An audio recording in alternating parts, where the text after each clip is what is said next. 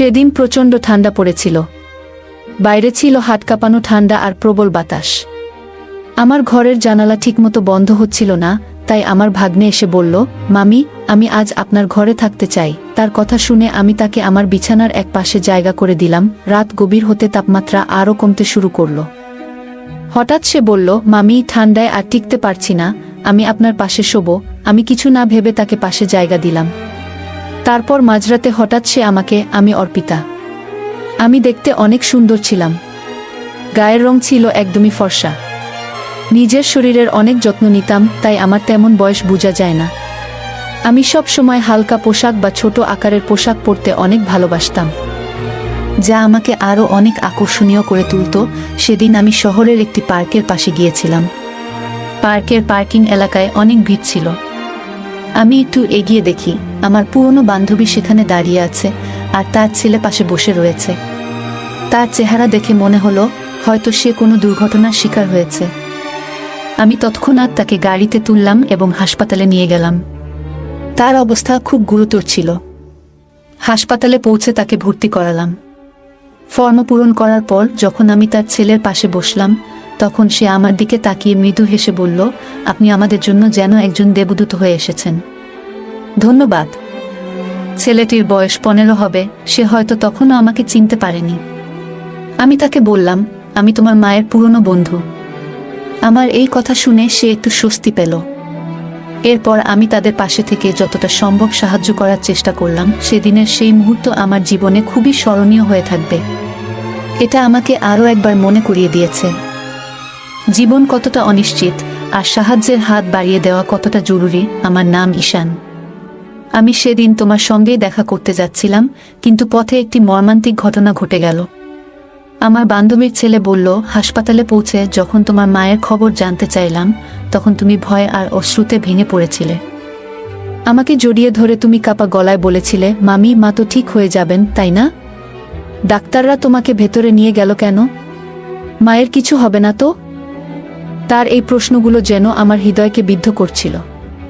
আমি তার মাথায় হাত রেখে বললাম, চিন্তা করো না, আমরা সবাই তোমার মায়ের পাশে আছি, কিছুই হবে না।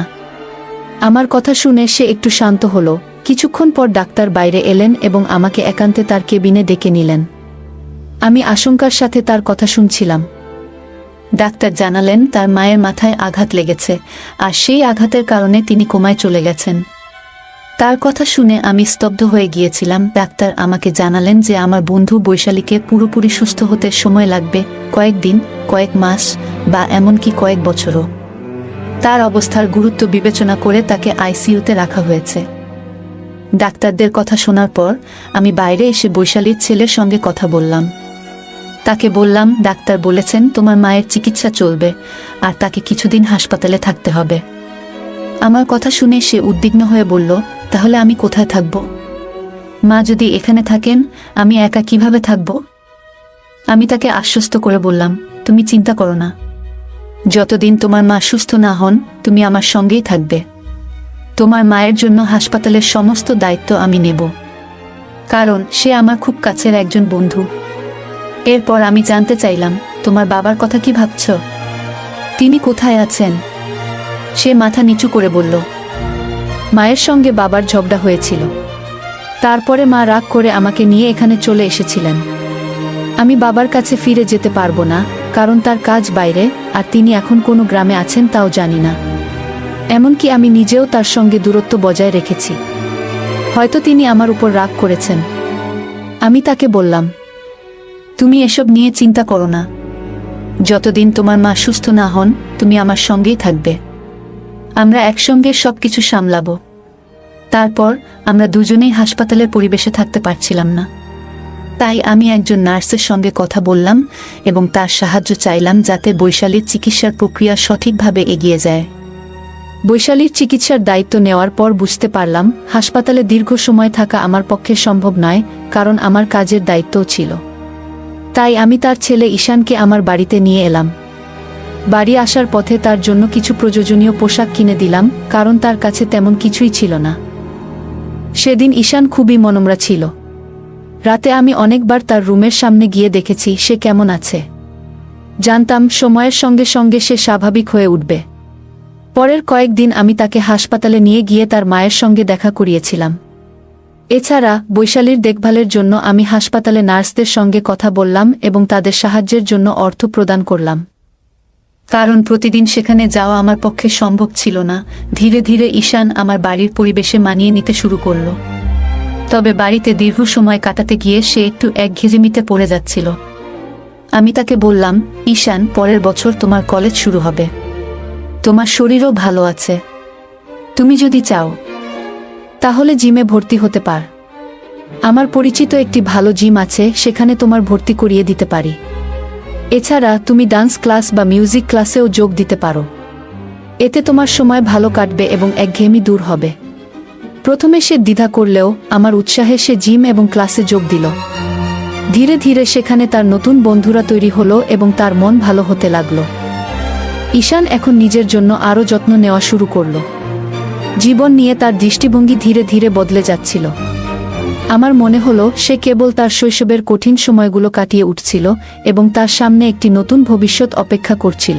ঈশান ধীরে ধীরে আমার জীবনে একটি গুরুত্বপূর্ণ অংশ হয়ে উঠছিল। সে শুধু আমার কথা শুনে তা নয়, আমার প্রতিটি কাজেও সাহায্য করত। আমি দেখলাম জিমে যাওয়ার জন্য তার শরীরের সঠিক যত্ন নেওয়া খুবই জরুরি। তাই আমি প্রতিদিন তার জন্য পুষ্টিকর খাবারের ব্যবস্থা করতাম। এক রাতে আমি ঈশানের ঘরে দুধ নিয়ে যাচ্ছিলাম। হঠাৎ দরজার সামনে আমার পা পিছলে গেল এবং আমি মেঝেতে পড়ে গেলাম। ঈশান দ্রুত ছুটে এলো। সে আমাকে সাহায্য করে দাঁড় করালো এবং নিজের ঘরে নিয়ে গিয়ে আমাকে বিছানায় শুইয়ে দিল। তার এই সাহসিকতা এবং যত্নশীলতা দেখে আমি অবাক হয়ে গিয়েছিলাম। সে আমার হাত থেকে পড়ে যাওয়া দুধ পরিষ্কার করলো এবং তারপর খুব যত্ন সহকারে আমার পায়ে মালিশ করতে শুরু করলো। আমি তার দিকে তাকিয়েছিলাম। একটা 15 বছরের ছেলের মধ্যে এতটা পরিপক্কতা আমি কখনো ভাবিনি। আমার বয়স তখন 32। জীবনে এমন একজন মানুষ আগে কখনো দেখিনি যে এতটা যত্নশীল আর দায়িত্বশীল। ঈশান তার বয়সের তুলনায় অনেক বেশি পরিণত ছিল। তার কাজ করার ধরন, তার দায়িত্ববোধ সবকিছুতেই একটা বিশেষত্ব ছিল। পায়ে মালিশ করার সময় আমি মৃদু হেসে বললাম, ঈশান, আমি তো তোকে সবসময় ছোট মনে করতাম, কিন্তু আজ তুই প্রমাণ করলি যে তুই কতটা দায়িত্ববান। তোর এই পরিণত আচরণ আমাকে সত্যিই অবাক করেছে। সেদিন আমি প্রথম বুঝলাম, মানুষের বয়স নয়, তার মন এবং কাজ করার দক্ষতাই তাকে আলাদা করে তোলে। ঈশানের এই যত্নশীলতা আমার জীবনে নতুন এক সম্পর্কের ভিত্তি তৈরি করল, যা শুধুই বিশ্বাস এবং পারস্পরিক সম্মানের উপর দাঁড়িয়েছিল। ঈশান ধীরে ধীরে তার জীবনকে নতুন পথে নিয়ে যাচ্ছিল। তার জিমে যাওয়া এবং নিয়মিত পুষ্টিকর খাবার গ্রহণের ফলে সে শরীরে শক্তি এবং মনে আত্মবিশ্বাস অর্জন করছিল। একদিন মজা করে আমি তাকে বললাম, ঈশান, এত শক্তি তোর কোথা থেকে আসে? তুই কি খাস যে এত তাড়াতাড়ি এত শক্তিশালী হয়ে গেছিস? সে হেসে বলল, মামি, আমি এখন আর ছোট নেই, আমি বড় হয়ে গেছি। তুমি আমাকে এবং আমার মাকে যেভাবে সাহায্য করেছেন তার জন্য আমি তোমার কাছে চিরকৃতজ্ঞ। আমি এখন তোমার জন্য কিছু করতে চাই। তার এই কথাগুলো আমাকে স্পর্শ করল। ঈশান তার কৃতজ্ঞতা প্রকাশ করার পাশাপাশি আমাকে সম্মানও জানাচ্ছিল।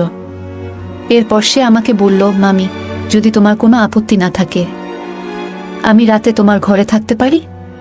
যদি তোমার কোনো সাহায্যের প্রয়োজন হয়, আমি পাশে থাকব। ঈশান সত্যিই খুব যত্নশীল এবং সাহায্যপ্রবণ ছেলে। আমি তার প্রস্তাবে সম্মতি দিলাম। বাড়িতে আমি একাই থাকতাম, তাই আরামের জন্য হালকা পোশাক পরার অভ্যাস ছিল। ঈশান বাড়িতে থাকার সময়ও আমি আমার স্বাভাবিক অভ্যাসে কোনো পরিবর্তন আনিনি। রাতে ঈশান মৃদু স্বরে বলল, মামি, আমাদের জিম ক্লাসে অনেক মেয়ে আসে যারা স্টাইলিশ পোশাক পরে, কিন্তু আমি কখনো তাদের নিয়ে তেমন কিছু ভাবিনি, কারণ তারা তোমার থেকে তুলনামূলকভাবে কম সুন্দর মনে হয়। তুমি সত্যিই খুব সুন্দর। তোমার পরা পোশাক সব সময় তোমার ব্যক্তিত্বকে আরও আকর্ষণীয় করে তোলে। তার এই সোজাসাপটা এবং প্রশংসাসূচক কথা শুনে আমি মৃদু হেসে বললাম, তোর কথা শুনে ভালো লাগলো ঈশান। সেদিন আমি বুঝলাম, ঈশান শুধু শারীরিকভাবে নয়, মানসিকভাবেও অনেক পরিণত হয়েছে। তার এই প্রশংসা এবং কৃতজ্ঞতার অনুভূতি আমাদের সম্পর্ককে আরও গভীর ও বিশ্বাসভিত্তিক করে তুলল। একদিন সন্ধ্যায় ঈশান আমার কাছে এসে বলল, মামি, তুমি আমার জন্য যা করেছ তার জন্য আমি সত্যিই কৃতজ্ঞ। আমি মৃদু হেসে তার মাথায় হাত বুলিয়ে বললাম, তুই এত প্রশংসা করিস না। এখন ঘুমিয়ে পড়, সকালে তোকে ক্লাসে যেতে হবে আর আমাকে অফিসে। ঈশান মিষ্টি হেসে আমাকে জড়িয়ে ধরে বলল, ধন্যবাদ মামি। তার এই আলিঙ্গনে ছিল গভীর কৃতজ্ঞতা। আমি তার এই অনুভূতিতে মুগ্ধ হলাম, কিন্তু আমার মনে হলো এটা শুধুই তার ভালোবাসা আর যত্নের বহিঃপ্রকাশ। পরের দিন সকালে আমি অফিস যাওয়ার আগে ঈশানকে তার ক্লাসে নামিয়ে দিলাম। সে সকালবেলায় ক্লাসে যেত আর বিকেলে জিমে। দিনগুলো এইভাবেই চলছিল, কিন্তু কয়েকদিনের মধ্যে আমি লক্ষ্য করলাম ঈশানের আচরণ কিছুটা বদলে গেছে।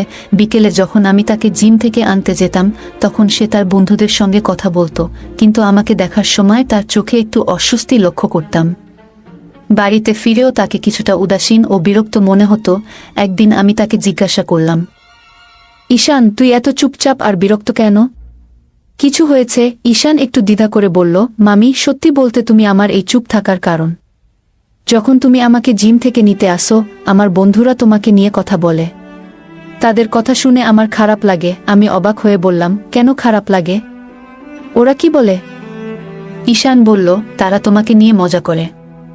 শুধু আমার বন্ধুরা নয়, বড় ছেলেরাও তোমাকে দেখে। তুমি যেমন আসেন তেমনই থাকো, কিন্তু আমি চাই না তোমার দিকে কেউ তীর্যক দৃষ্টিতে তাকাক, কারণ তুমি আমার জীবনের এক বিশেষ মানুষ, আর তোমাকে আমি সেভাবেই দেখি। তার এই কথা শুনে আমি বিস্মিত হলাম। ঈশানের মধ্যে যে একটা দায়িত্ববোধ আর সুরক্ষার অনুভূতি কাজ করছে, তা আমাকে স্পর্শ করল। আমি তার কাঁধে হাত রেখে বললাম, তুই চিন্তা করিস না, আমি যেমন আছি তেমনই থাকব। তবে তুই এমন কোনো কিছুতে বেশি মন দিস না যা তোকে অস্বস্তি দেয়া। সেদিন বুঝলাম, ঈশান শুধু বড় হওয়া নয়, মানসিকভাবে অনেক পরিণত হচ্ছে। তার এই যত্নশীলতা আমাকে তার প্রতি আরও মমত্ববোধে পূর্ণ করল। সেদিন সন্ধ্যায় ঈশান আমার কাছে এসে তার চিন্তাগুলো শেয়ার করছিল। তার মুখে একটা গভীর চিন্তার ছাপ ছিল। আমি তাকে জিজ্ঞাসা করলাম, তুই এত চিন্তিত কেন? ঈশান একটু ইতস্তত করে বলল, মামি, আমি আসলে বলতে চেয়েছিলাম যে তুমি শুধু আমার আপন। তার এই কথায় আমি একটু হেসে বললাম, এটা তো জানি, কিন্তু তুই এত সিরিয়াস হচ্ছিস কেন? ঈশান লজ্জায় একটু মাথা নিচু করে বলল, আমি আসলে তোমাকে খুব ভালোবাসি, কিন্তু মামি হিসেবে। তুমি আমাকে আর মাকে এত সাহায্য করেছ, সেটা আমি কখনো ভুলতে পারবো না। সেদিন রাতে সে আবার আমার ঘরে এসে ঘুমানোর বায়না করল, কিন্তু আগের দিন রাতে তার ঘুমানোর সময়কার অস্থিরতা দেখে আমি তাকে তার নিজের ঘরে ঘুমানোর কথা বললাম, তুই নিজের ঘরে ভালো করে ঘুমা, আমি তো পাশের ঘরেই আছি। পরের দিন অফিস থেকে ফিরে আমি ঈশানকে জিম থেকে আনতে গেলাম। আগের দিনের তার কথাগুলো মনে পড়ে গেল। একটু মজা করার জন্য আমি সেদিন একটু ভিন্ন পোশাক পরে গেলাম, যা আগের দিনের পোশাকের চেয়েও একটু ছোট হবে। যখন জিমের বাইরে দাঁড়িয়ে স্কুটির হর্ন বাজাচ্ছিলাম, ঈশান জানালা দিয়ে আমাকে দেখছিল। তার কয়েকজন বন্ধু তখন তার সঙ্গে ছিল। আমি তাকে একটু মজা করার জন্য চমকে দিতে চেয়েছিলাম। কিছুক্ষণ পর ঈশান দৌড়ে এসে আমার পেছনে বসে বলল, মামি, তুমি যা করছো সবই আমার জন্য স্পেশাল, কিন্তু তুমি এমন করে আমাকে আর চমক দিও না। তার এই সরল কথায় আমার মন ভরে গেল। ঈশান ধীরে ধীরে পরিণত হচ্ছিল। তার যত্নশীলতায় আমি প্রতিনিয়ত মুগ্ধ হচ্ছিলাম। এটাই ছিল আমাদের সম্পর্কের গভীর বন্ধন, যেখানে আমরা একে অপরের প্রতি মমতা ও ভালোবাসা দেখাতাম। আমরা তখন বাইকে ছিলাম। আমার মনে হচ্ছিল কিছু একটা অস্বাভাবিক ঘটছে, কিন্তু তেমন গুরুত্ব দেইনি। হঠাৎ সে আরও কাছে এসে আমাকে ধরে বসল। এক হাত রাখল আমার হাঁটুতে আর অন্য হাত কোমরে। আমাদের মধ্যে কোনো দূরত্বই যেন ছিল না, এতটাই ঘনিষ্ঠ হয়ে বসেছিল। সময় গড়িয়ে সন্ধ্যা নামতে শুরু করেছিল। তার এমন আচরণে আমি ভীষণ অস্বস্তি অনুভব করছিলাম। আমি গাড়ি রাস্তার পাশে থামিয়ে তাকে নামতে বললাম। সে নামার পর আমি রাগী গলায় বললাম, তুমি এটা কি করছো? তুমি কি জানো তুমি কিভাবে আমাকে স্পর্শ করছো? সে হেসে বলল, তুমি যদি আমাকে চমকে দিতে পারো, আমি কি একটু মজা করতে পারি না? আমি তো আগেই বলেছিলাম যে জিমে এমন ছোট পোশাক পরে আসো না, কিন্তু তুমি ইচ্ছে করেই আমার সামনে আরও ছোট পোশাক পরে এসেছিলে, তাই আমিও মজা করলাম। আমি হতবাক হয়ে গেলাম। ঈশান কেন এমন করল তা বুঝে উঠতে পারছিলাম না। হয়তো সে আমাকে নিয়ে উদ্বিগ্ন ছিল। জিমের অন্য ছেলেরা আমাকে দেখছে বলে তার এই আচরণ। আমি শান্তভাবে বললাম, ঠিক আছে, মাফ করে দিলাম। তবে এরপর যদি তুমি ভালোভাবে বসো, তাহলে আমি তোমাকে বাড়ি পৌঁছে দেব। ঈশান তখন ক্ষমা চেয়ে আমার সঙ্গে বাড়ি যাওয়ার জন্য রাজি হয়ে গেল। বাড়ি ফেরার পথে তার আচরণ স্বাভাবিক ছিল। ঈশানের আচরণ কিছুদিন ধরে একটু বদলে গিয়েছিল।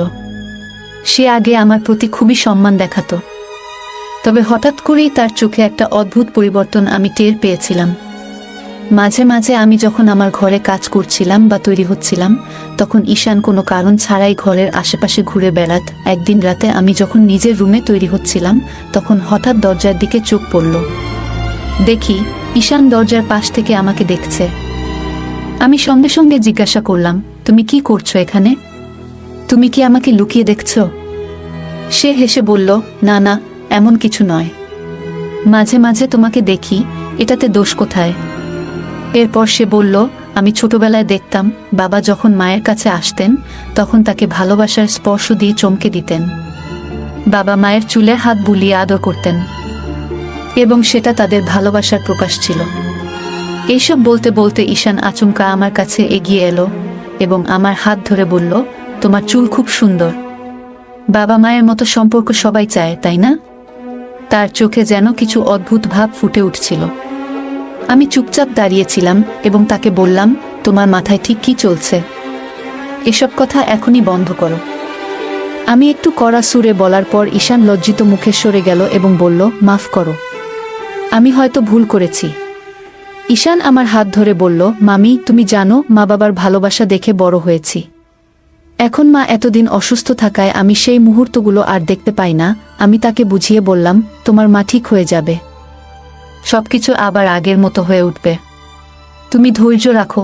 পরের দিন রাতে ঈশান এসে বলল, মামি, আজ রাতে খুব ঠান্ডা পড়ছে, আমার ঘরের জানালা ঠিকমতো বন্ধ হচ্ছে না, এমন হলে আমি অসুস্থ হয়ে যাব। আজ রাতে তোমার রুমে থাকতে দাও না। আমি তাকে বললাম, তোমার ঘরের জানালাটা দেখে ঠিক করে দিই, কিন্তু সে আমাকে দেখতেও দিল না। সে জোর করে বলল, আমি তোমার রুমেই ঘুমাবো। ঠান্ডায় কাঁপতে কাঁপতে সে আমার পাশে এসে শুয়ে পড়ল। আমি কিছু বলার আগেই দেখলাম সে আমার কম্বলের ভেতরে ঢুকে গেছে। কম্বলের নিচে তার হাত আমার দিকে এগিয়ে এলো। সে ফিসফিসিয়ে বলল, মামি, তুমি জানো তুমি কত সুন্দর, কিন্তু তোমার জীবনে একটাই অভাব, সেটা হলো সঙ্গ। তুমি এমন একজন মেয়ে যার জীবন একা থাকা উচিত নয়। আমি শান্তভাবে তাকে বললাম, তুমি এখন শুয়ে থাকো, আমি সবকিছু ঠিক রাখব, তবে তোমার এই চিন্তা ভাবনা বন্ধ করো। ঈশান হঠাৎ করে আমার দিকে এগিয়ে এসে বলল, তোমার সৌন্দর্য আমাকে মুগ্ধ করে, আমি আর দূরে থাকতে পারছি না। আজ থেকে তোমার যত্ন নেওয়ার দায়িত্ব আমার। তার আচরণে আমি অবাক হয়ে গেলাম। সে আমার কাছে এসে ফিসফিসিয়ে কিছু বলতে চাইল, কিন্তু তার চোখে একটা অদ্ভুত দৃষ্টি ছিল। আমি সতর্ক হয়ে গেলাম। হঠাৎ বুঝতে পারলাম সে কিছু করতে চাইছে যা অস্বাভাবিক। আমি দ্রুত চিৎকার করে উঠলাম, ঈশান, তুমি কি করছো? এখান থেকে সরে যাও। আমার আওয়াজে পাশের ঘরে থাকা কুলদীপ উঠে এলো। লাইট জ্বালিয়ে সে পরিস্থিতি বুঝতে পারল। কুলদীপ ছিল ঈশানের বাবা, যার সাথে আমার গোপন সম্পর্ক ছিল। সে আমার পাশের ঘরেই আমার জন্য অপেক্ষা করছিল।